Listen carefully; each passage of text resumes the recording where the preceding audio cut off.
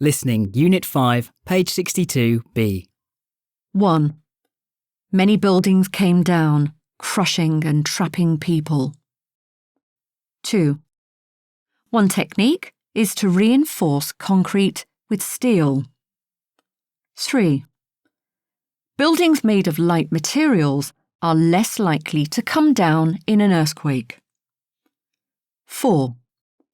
Some bricks are cheap and walls made from them crack and collapse very easily.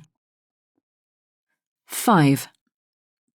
Cheaper materials are better than nothing for poorer countries that can't afford anything else. Listening, Unit 5, page 62e.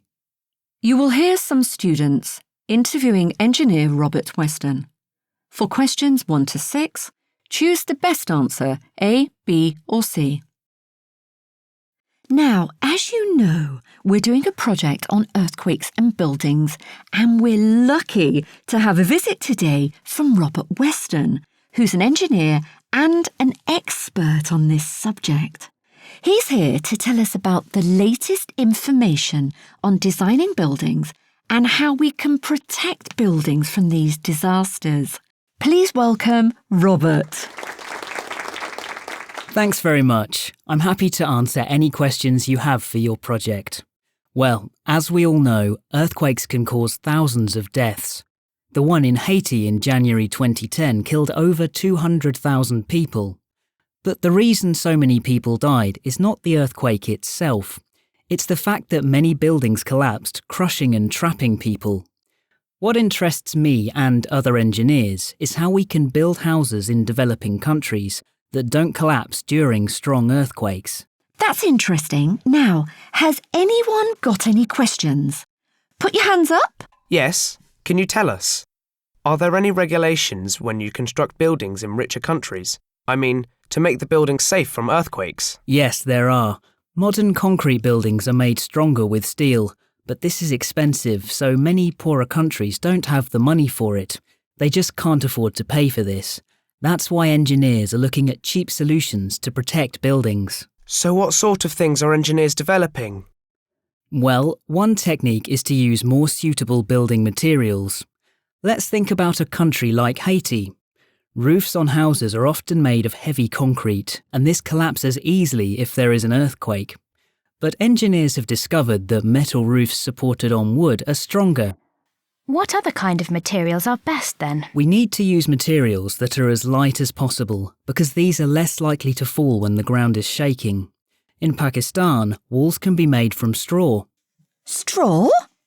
Really? That's right. The straw is pressed into blocks, and then plastic netting holds the walls together. We put this on the inside of the wall.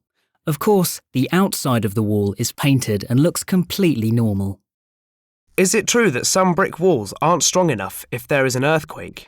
That depends. In Peru, they use a kind of brick which is locally produced and cheap to build walls. But these walls crack and collapse very easily. Again, plastic netting can hold these walls together better so that people can escape when there is an earthquake. So, Robert, what other local materials do developing countries use? Well, in India, engineers are using bamboo to make concrete stronger. And in Indonesia, they're trying to protect houses from underneath. They've put old tyres filled with sand under the building and then construct the house on top. Sorry, but are these cheap and local materials really better in an earthquake? Generally, yes. Some of them are not as effective as more expensive methods, but they're better than nothing at all, and something that poorer countries can afford. So, finally, Robert, do you think these new ideas will help protect people in these countries? Well, I hope so, but so far progress has been slow. Some of these new types of houses have been built, but sadly many millions of people are still in danger. Well, let's hope that many more houses will be safer in the future.